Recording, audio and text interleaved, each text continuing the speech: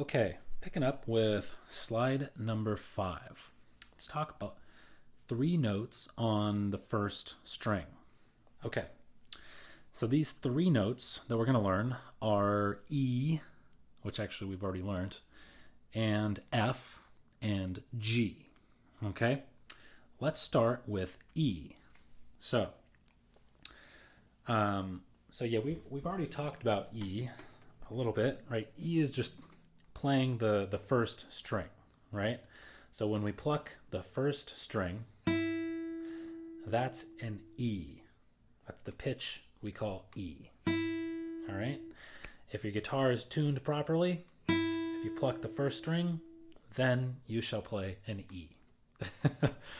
All right. So when we pluck a string and we don't use our left hand at all to push the string down to a fret, and by the way, these metal things that you see on your guitar and hopefully mine, these are called frets, if you don't know already. And the frets have numbers too. This is going to be the first fret, the first metal vertical little bar you see, and then the one after that's going to be the second fret, and then third fret, fourth, fifth, sixth, and so on. I think this guitar is 19, I guess kind of like 19 and a half or something. 19 and a half frets. So we're going to be dealing with the first and third frets shortly, but when we pluck a string and we don't use our other hand to push the string down and produce other pitches, it's called an open string. So when I just pluck without using my other hand, only my right hand, my plucking hand, that's called an open string. Okay? And so there's an open string. This, if you just pluck B, right, the second string, that's an open string. If you pluck G, that's also an open string. And any string you pluck without the use of your other hand, that's going to be an open string. Now, open string is also indicated by the number 0 in notation, which we're going to talk more about later, but not yet. Just kind of keep that in the back of your mind. Let's move on to slide number 6. So let's talk about F, okay? So in order to play an F, we're going to do the same thing we do to produce an E, right? That is, we still have to pluck the first string with our right hand, but we're going to add one more step to that, and then we'll be able to produce an F pitch. So what we want to do in order to produce an F, we want to press our first finger of our left hand. And by the way, first finger is going to be your index finger on your left hand. Okay, so first finger, index finger on your left hand. You're going to want to take that and use the very tip of your finger, okay? And you're going to push the string toward the fret, toward the first fret, okay? And once the string is touching the first fret, right, then you're going to take your right hand and pluck the first string just like you would if you were going to play an E like we did before, but now you should get F, right?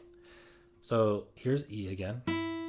And then if I push the first string toward the first fret until the string is touching the fret, then I get an F pitch. Now, you may be getting a sound like this, like kind of a muffled sound, or even likely you might be getting like a kind of buzzy sound like this, right? Very common. What you want to do though, you want to get a clean tone like that. How do we get that? So what we want to do is when we push the string down with our left hand index finger, our first finger in other words, we want to make sure that that finger is just behind the fret, okay? So let me give you a little close-up of that. So I'm just behind the fret like this, okay? I'm not on top of the fret like that, and I'm not way back here. I'm right next to the fret like that. And I'm not past the fret, I'm just right behind, just like that, okay? So if you can push this string down just behind the fret, that's the optimal position, and that's what you want to start doing. Get in the habit of that, okay? One other thing before we move on. So just a little bit, you want to keep your left hand thumb on the back of the neck, right? This thing is the neck, right? This whole thing is the neck, and the back of the neck is back here. So your left hand thumb, give you a close up here of that. You want to keep kind of like this, right? Back here like this, right? So not over the top like this. And a lot of students want to do this thing where they put their palm on like this, like they really want to grip it. Don't do that. Just keep your thumb right back on the back, and don't bend it. Kind of keep it straight like this. And another thing, when you go to push down the first fret, push down the first string to the first fret, keep that finger curved, right? So you don't want to do this thing like a lot of students want to do, kind of this thing or like that, but you want to use your fingertip and right at the keep it curved like this, so each knuckle, let's say I guess like that, is curved, okay? And again, use the tip of your finger. You can kind of see the indentation there where the string goes. All right, so that's something that you're going to have to kind of work on continuously. You're going to have to kind of monitor yourself. Okay, so that's how we play F and E. Let's move on to the next slide, slide number 7. Let's talk about G. How do we play G on the first string?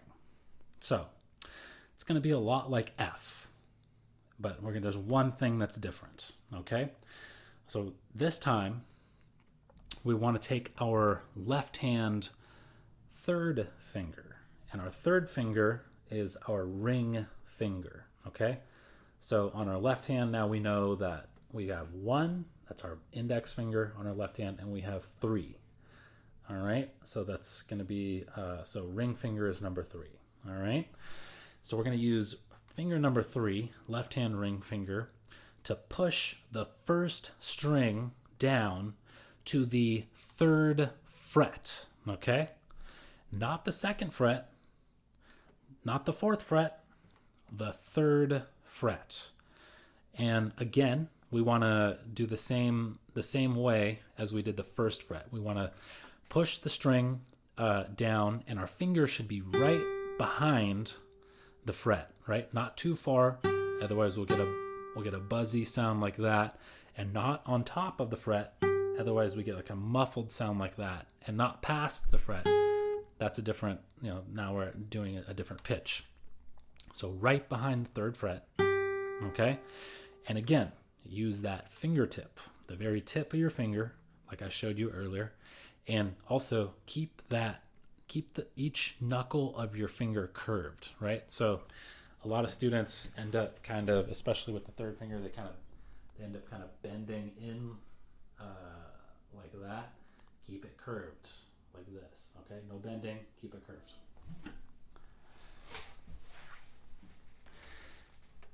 Okay, so that's how we play E, F, and G. All right, practice those a little bit before we move on. And okay, after you've practiced them, let's pick up with our next slide, slide number 8. So now we know 6 strings. We know what numbers they are. We know what pitches they're supposed to be. And now we also know three notes on the first string. We know E, we know F, and we know G. And we also know about rest strokes, right? And alternating I and M, index and middle of your right hand. Okay, so now let's talk about whole notes. So we'll talk about, we'll talk about three different rhythms: whole notes, half notes, and quarter notes. Okay, first, let's talk about whole notes. So as you can see on slide number 8, kind of see what a whole note looks like. Kind of looks like a zero, kind of like a wide zero. So that's what a whole note looks like in notation. So in order to play a whole note, you need to play a pitch and let it last for 4 beats or 4 counts. Okay? So let's try that. Let's play, I will just stick with E for right now. So I'm going to play an E pitch and I'm going to let it last for 4 beats. And we're going to call that a whole note. All right? Here we go. Ready, go. 1, 2, 3, 4. Done. Okay? I just played a whole note. All right? Can you do it? Pause this video. Play yourself a whole note. Make sure you should count out loud, okay? 4 beats. Notice also, beat number 1 started exactly at the same time as my pluck, right? So simultaneous with my pluck is when I count my first beat, all right? So if I go, so I want to go 1, 2, 3, 4, okay? So you got to start right on beat number 1, okay? So coordinate beat number 1 with your with right when you pluck the pitch, okay? Let's try this now. So after you practice that, okay, get good at that. So you can pause this video and then do that. So now let's do, how about 4 E whole notes in a row? Okay, let's try it. Ready, go. 1, 2, 3, 4. 1, 2, 3, 4. 1, 2, 3, 4. 1, 2, 3, 4. Okay. Notice I was alternating index and middle the whole time. You should do that too.